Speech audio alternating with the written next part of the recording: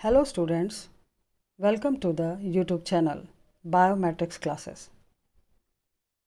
In the previous video, that is the part 1, we have studied about the cell, its historical development, types of cell, and we came to know that a cell can be divided into 3 parts: cell surface,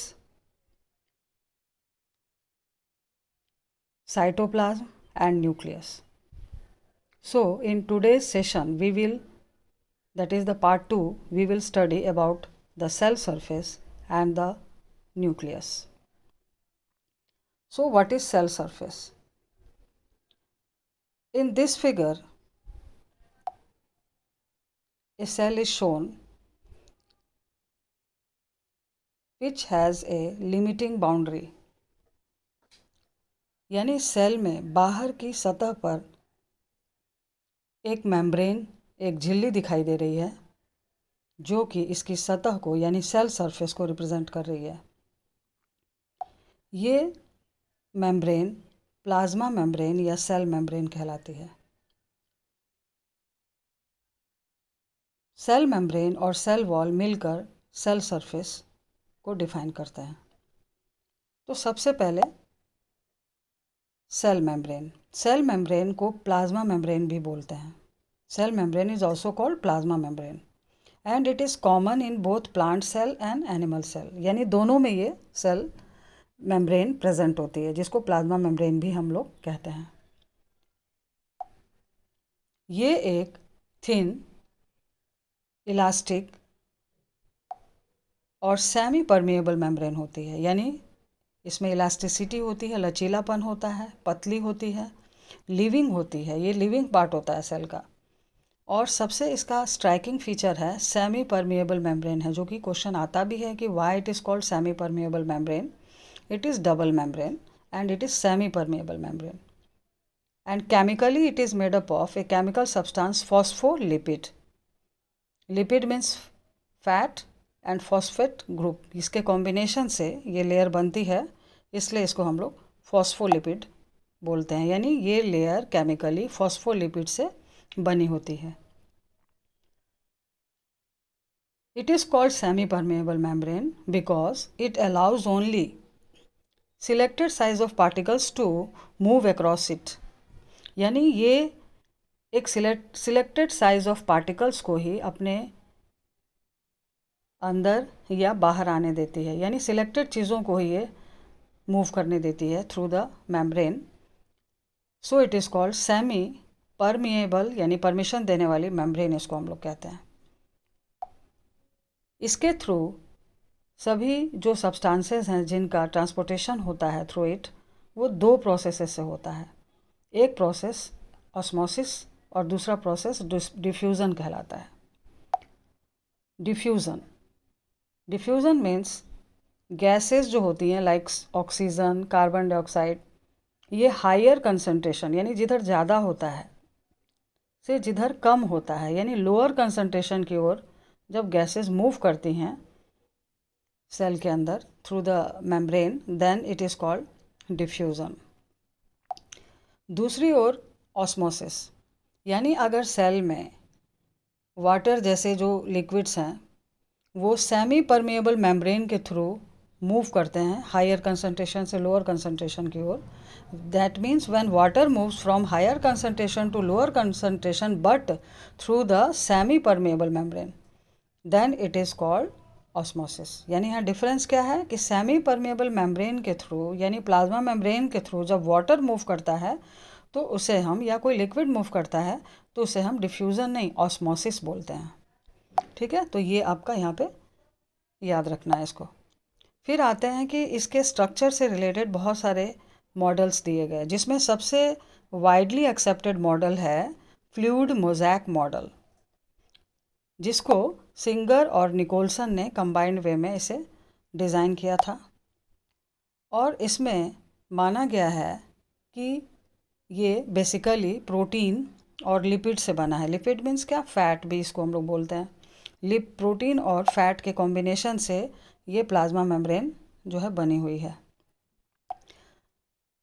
fluid mosaic model का meaning होता है कि mainly जो layer है वो इस figure में आपको शो हो रहा है, मेनली जो लेयर है वो बाई लेयर्ड है, जो कि फैट की लिपिड की बाई लेयर है, जिसके अंदर प्रोटीन जो है वो यहाँ पे आपको इंसर्टेड दिखाई दे रहा है।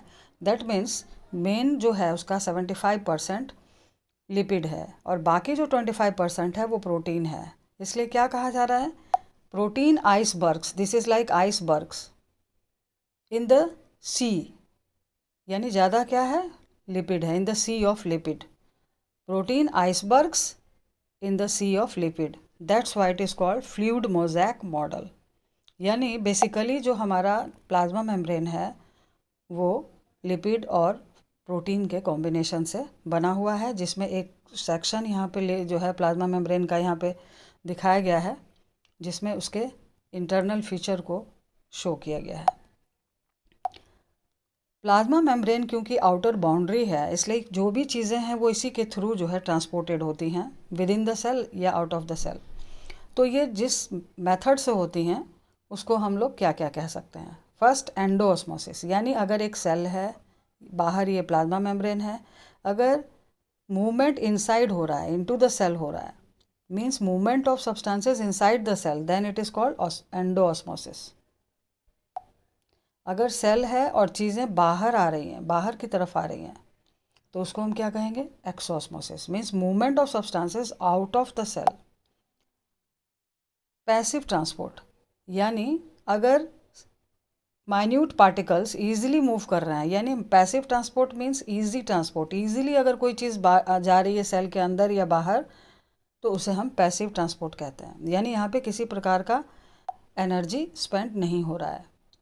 और लास्ट क्या है, active transport. Active transport means क्या हुआ कि लोअर कंसंट्रेशन से सपोज दैट हायर कंसंट्रेशन में उल्टा जो है कोई चीज़ मूव कर रही है, जबकि रूल क्या है, हायर से कोई चीज़ किधर जाती है, लोअर की तरफ जाती है, लोअर की तरफ जाती है। लेकिन अगर ज़रूरत पड़ी तो लोअर से हायर भी लाना पड़ रहा है, यानी वहाँ और चाहिए इसलिए लाना पड़ रहा है। तो लोअर से जब कोई चीज़ कंसंट्रेशन से हायर कंसंट्रेशन की ओर मूव कर रही है, और तो वहाँ पे वो काम इजीली नहीं होता है, बल्कि सेल को वहाँ पे एनर्जी एटीपी स्पेंड करना पड़ता है, खर्च करना पड़ता है। तो जब वहाँ पे एटीपी स्पेंड होगी तो वो क्या हो जाएगा, एक्टिव ट्रांसपोर्ट हो जाएगा। तो इस तरह से डिफरेंट मेथड्स के थ्रू सेल के अंदर जो है ट्रांसपोर्टेशन का प्रोसेस जो है वहाँ पे कंडक्ट होता है। ठीक है, नेक्स्ट आपका सेल सरफेस में आता है सेल वॉल। जैसे इस फिगर में आप देख रहे हैं कि एक प्लांट सेल को दिखाया गया है, जिसमें ये जो है इसका आउटर मोस्ट जो बाउंड्री है, अंदर प्लाज्मा मेम्ब्रेन है और आउटसाइड जो है सेल वॉल प्रेजेंट होता है ओनली इन प्लांट सेल। तो इस जो है वॉल को हम सेल वॉल कहते हैं। ठीक है, ये रिजिड होती है, प्लाज्मा मेम्ब्रेन से अपोजिट इसका करेक्टर है, रिजिड होती है, नॉन लिविंग होती है और फ्रीली परमेएबल मेम्ब्रेन होती है, यानी कोई भी चीज़ ईजिली जा रही आ रही है, कोई उसमें जो है लिमिटेशन रोक टोक नहीं है, तो इसको हम फ्रीली परमेएबल मेम्ब्रेन कहते हैं। और मेन चीज़ याद रखेंगे, केमिकली क्या चीज़ की बनी है, सेल्यूलोज की, जबकि प्लाज्मा मेम्ब्रेन फॉस्फोलिपिड की बनी हुई थी, तो ये सेल्यूलोज की बनी होती है, जो कि एक प्रकार का क्या है, कार्बोहाइड्रेट है। ये सेल को रिजिडिटी प्रोवाइड करती है और एक डिफिनिट शेप जो है प्रोवाइड करती है। यानी आप इस फिगर में देख रहे हैं कि ये एक प्लांट सेल को शो किया गया है, जो कि इसके आउटर मोस्ट बाउंड्री जो है एक फिक्स जो है शेप में दिखाई दे रही है, डिफिनिट शेप को मेंटेन कर रही है। It is due to cell wall. तो ये दोनों आपका cell membrane and cell wall मिलकर सेल के सरफेस को जो है कंप्लीट करता है। नेक्स्ट है, एक सेल के अंदर जो लिक्विड भरा हुआ रहता है और एक राउंडेड स्ट्रक्चर होती है, वो इसका प्रोटोप्लाज्म वाला पार्ट हो जाता है। So what is protoplasm? Protoplasm contains both cytoplasm and nucleus, यानी सेल के अंदर जो विस्कस लिक्विड है साइटोप्लाज्म और न्यूक्लियस विथ न्यूक्लियोप्लाज्म, उसको कंबाइंड वे में यानी यहाँ प्लस का साइन अगर हम लोग डाल दें तो इसको कंबाइंड वे में हम लोग क्या कहते हैं, प्रोटोप्लाज्म कहते हैं। That means protoplasm equal to cytoplasm plus nucleus with nucleoplasm. ठीक है, तो ये कंबाइंड आएगा। ये क्वेश्चन आता भी है, आप लोग इसको माइन्यूटली देखेंगे। The viscous liquid present in between the plasma membrane and the nuclear membrane, that means आपका अगर ये सेल है, ठीक है, तो इसके अंदर ये न्यूक्लियस है, तो सेल मेम्ब्रेन ये हो गई, और ये न्यूक्लियस की मेम्ब्रेन न्यूक्लियर मेम्ब्रेन हो गई। इसके बीच में जो लिक्विड भरा हुआ है, ये जो पार्ट है, यहाँ जो लिक्विड भरा हुआ है, यानी न्यूक्लियर मेम्ब्रेन ये न्यूक्लियस का हो गया, और प्लाज्मा मेम्ब्रेन यानी अब बाहर वाला हो गया। उसके बीच का जो लिक्विड है उसको हम साइटोप्लाज्म कहते हैं। It consist of all cell organelles, यानी साइटोप्लाज्म में बहुत सारे माइन्यूट स्ट्रक्चर्स प्रेजेंट होते हैं, like mitochondria, endoplasmic reticulum, ribosome etcetera. These are called cell organelles and all the chemicals necessary for the life, यानी साइटोप्लाज्म में सारे लाइफ से रिलेटेड केमिकल्स प्रेजेंट होते हैं, इसलिए वो विस्कस होता है, और प्लस उसमें सारे ऑर्गेनेलीज भी स्कैटर्ड वे में प्रेजेंट होते हैं। यानी cytoplasm contains all cell organelles and all chemicals necessary for the life. Okay, next आपका सेल के अंदर एक स्ट्रक्चर प्रेजेंट होता है जिसको हम न्यूक्लियस कहते हैं। ठीक है, यानी अगर ये सेल है तो सेल के अंदर ये क्या हो गया, न्यूक्लियस हो गया, और इसके बीच में यहाँ पे क्या हो गया, साइटोप्लाज्म हो गया। तो ये जो न्यूक्लियस है ये यहाँ पे इसको दिखाया गया है। So what is nucleus? It is a spherical, कैसा दिखाई दे रहा है, स्फेरिकल, मोस्टली सेंट्रली लोकेटेड, ज़्यादातर एक सेल में ये बीच में होता है, except plant cell. Plant cell में क्या होता है कि लार्ज वैक्यूल प्रेजेंट होता है बीच में, जिसके कारण जो है ये आपको साइड में आ जाता है। जैसे इसको हम कैसे शो कर सकते हैं, अगर ये एक प्लांट सेल है, ठीक है, तो इसमें एक स्ट्रक्चर है जो कि हम लोग आगे वाले वीडियो में फिर डिस्कस करते हैं। इसको वैक्यूल कहते हैं। ये एक स्पेस होता है जिसके कारण इसमें न्यूक्लियस कहाँ आ जाता है, किनारे आ जाता है, साइटोप्लाज्म कहाँ आ जाता है, किनारे। लेकिन मोस्ट ऑफ द केस में जो सेल के बीचों बीच ये सेंट्रली लोकेटेड जो पार्ट है, दैट इज़ कॉल्ड न्यूक्लियस। ठीक है, उसको हम लोग न्यूक्लियस बोलते हैं। In plant cell it is towards periphery, यानी बाहर की तरफ होता है, क्योंकि बीच में वैक्यूल होता है। कैसा होता है ये? तो ये जो है आपका डबल लेयर्ड होता है, जो कि आप फिगर में इसको इजीली यहाँ पे आप देख सकते हैं। ये डबल लेयर्ड आपको दिखाई दे रहा है विथ पोर्स। ये क्या पार्ट है इसका, पोर है। ये जो है ये क्या हो गया, पोर हो गया। ठीक है, और ये क्या हो गया, डबल लेयर्ड हो गया, ये डबल लेयर के फॉर्म में ये दिखाई दे रहा है।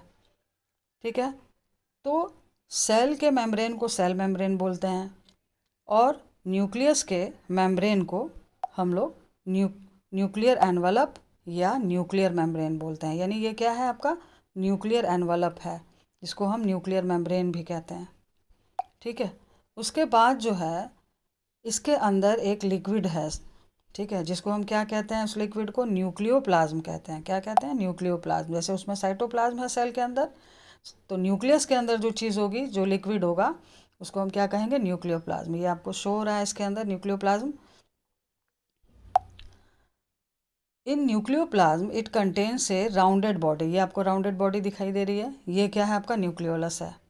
और ये जो थ्रेड लाइक स्ट्रक्चर्स इसमें इस तरह से दिखाई दे रहा है, ये क्या है आपका, क्रोमेटिन है। ठीक है, तो ये यहाँ पे सिंगल सिर्फ न्यूक्लियस को शो किया गया है डायग्राम में। यानी a nucleus is a rounded body which contains a nuclear membrane which is double layered with pores, nuclear pores, thread-like structures present in the nucleoplasm is called chromatin. Rounded body within the nucleus is called nucleolus, and the liquid present inside the nucleus is called nucleoplasm. So these are the parts of nucleus.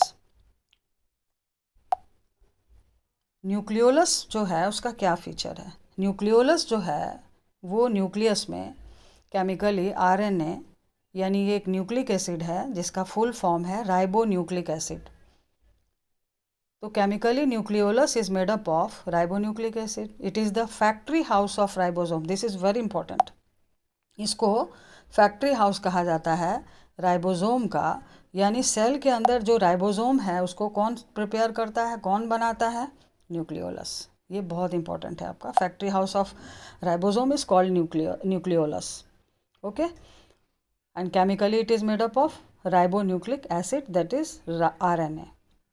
Next है आपका chromatin material. आपने क्या देखा figure में कि thread like structures जो है nucleus के अंदर न्यूक्लियोप्लाज्म में प्रेजेंट है, उसको हम लोग थ्रेड लाइक जब वो दिखता है तो उसको हम क्रोमेटिन मटेरियल कहते हैं। ठीक है, और ये DNA का बना हुआ होता है। न्यूक्लियोलस RNA का बना होता है और क्रोमेटिन मटेरियल जो है वो DNA का बना होता है, जो कि बहुत इंपॉर्टेंट ये केमिकल है बॉडी का। इसका फुल फॉर्म पढ़ लेंगे, राइबो डीऑक्सी, डी से क्या हो गया, डीऑक्सी राइबो न्यूक्लिक एसिड। तो ये केमिकली डीऑक्सी राइबो DNA और हिस्टोन प्रोटीन का बना होता है। ये याद कर लेंगे आप लोग। क्रोमेटिन जो है बना रहता है, जो कि न्यूक्लियस के अंदर थ्रेड लाइक स्ट्रक्चर्स जो है, ये जो दिख रहा है ये इसकी तरह, इसको कहते हैं।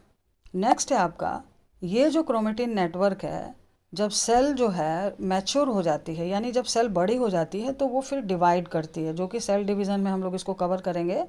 तो जब वो डिवाइड जब करने के लिए वो रेडी होती है, तो इसका जो क्रोमेटिन है, यानी इसके अंदर जो क्रोमेटिन है वो इस तरह से है, वो क्या होने लगता है, एक्चुअली इसमें से वाटर लॉस होने लगता है, डिहाइड्रेशन होने लगता है। सेल डिवीज़न के समय सेल से वाटर जो है बाहर निकलने लगता है, जिससे जो इसका क्रोमेटिन है वो कॉन्ट्रैक्ट कर जाता है। ठीक है, क्रोमेटिन इसका क्या कर जाता है, कॉन्ट्रैक्ट करता है, पानी बाहर निकलेगा, डिहाइड्रेशन होगा, और जो क्रोमेटिन है वो इस तरह से कॉन्ट्रैक्ट हो करके छोटे छोटे जो है रिबन लाइक स्ट्रक्चर्स में कन्वर्ट हो जाता है। तो जब ये कॉन्ट्रैक्ट होके स्मॉल रिबन लाइक स्ट्रक्चर्स में कन्वर्ट हो जाता है, तो अब इसको हम क्रोमेटिन नहीं क्रोमोसोम कहते हैं। Now during the cell division इसका नाम चेंज हो जाता है और इसको हम क्या कहते हैं, क्रोमोसोम। यानी क्रोमोसोम या chromatin material, they are made up of DNA। They contain the genes also. अगर ये आपका क्रोमोसोम है तो इसके ऊपर जो है आपको पढ़ना है इसको डिटेल में हमें। तो ये जो पार्टिकल्स ऑफ DNA होता है, इसको हम क्या कहते हैं, जीन्स कहते हैं। तो chromosomes contain genes, and genes are very important because they carry the parental characters, यानी माता पिता के गुण को वो नेक्स्ट जनरेशन में ट्रांसफ़र करते हैं। ठीक है, न्यूक्लियस। तो nucleus is the controlling centre of a cell and also helps in transmission of parental characters from one generation to the next. यानी न्यूक्लियस एक सेल का कंट्रोलिंग सेंटर है। जैसे हमारा ब्रेन हमारे बॉडी को कंट्रोल करता है, सेल को न्यूक्लियस जो है वो सारी चीज़ों को कंट्रोल करता है। ठीक है, और ये एक जनरेशन से पेरेंटल कैरेक्टर्स को दूसरे जनरेशन में, यानी नेक्स्ट जनरेशन में बच्चों में जो ट्रांसफ़र होता है कैरेक्टर्स, माता पिता के गुण नेक्स्ट पीढ़ी में ट्रांसफ़र होते हैं, उसको ये करने में हेल्पफुल होता है, क्योंकि ये क्या कंटेन करता है, क्रोमोसोम कंटेन करता है, जीन्स कंटेन करता है। इसलिए nucleus is responsible for the transmission of parental characters. ठीक है, तो ये आज के टॉपिक में पार्ट 2 में हमने इन सभी चीज़ों को देखा, यानी what is cell surface, the first part of a cell, then the second part is the nucleus। ठीक है, अब थर्ड पार्ट में हम लोग उसके सारे सेल ऑर्गेनेलिज को कवर करेंगे। होप आपको वीडियो पसंद आया होगा। अगर पसंद आया होगा तो इसे लाइक करें और सब्सक्राइब करें मेरे चैनल को, ताकि मैं मोटिवेट होकर आपके लिए और भी वीडियोज़ जो हैं मैं ला सकूं। So thanks for watching the video.